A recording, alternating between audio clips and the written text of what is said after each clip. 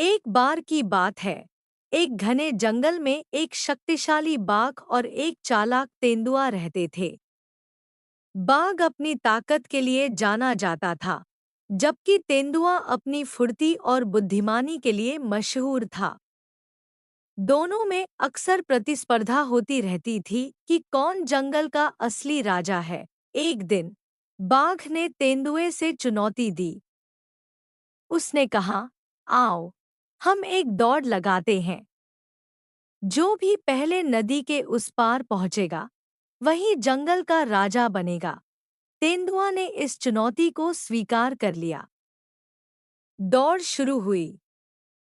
बाघ अपनी ताकत के साथ तेज दौड़ा, लेकिन तेंदुआ अपनी चपलता का इस्तेमाल करके बाघ से आगे निकल गया। बाघ ने उसे देखकर जोर से गरजते हुए कहा, तुम कितने तेज हो, लेकिन मैं तुमसे मजबूत हूँ।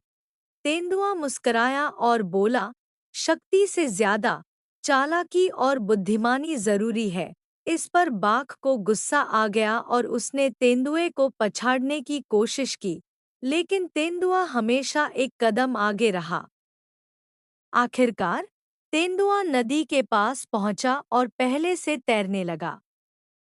बाघ ने सोचा कि वह तेंदुए को पकड़ सकता है, लेकिन तेंदुआ पहले ही तैरकर दूसरी तरफ निकल गया। तेंदुआ जीत गया और बाघ को अपनी हार स्वीकार करनी पड़ी। इस घटना ने बाघ को यह सिखाया कि केवल शक्ति से ही जीत नहीं होती, बल्कि समझदारी और चालाकी भी जरूरी होती है। इस तरह बाघ और तेंदुआ ने मिलकर जंगल में शांति से रहने का निश्चय किया। दोनों ने एक दूसरे की ताकत और विशेषताओं का सम्मान करना सीखा।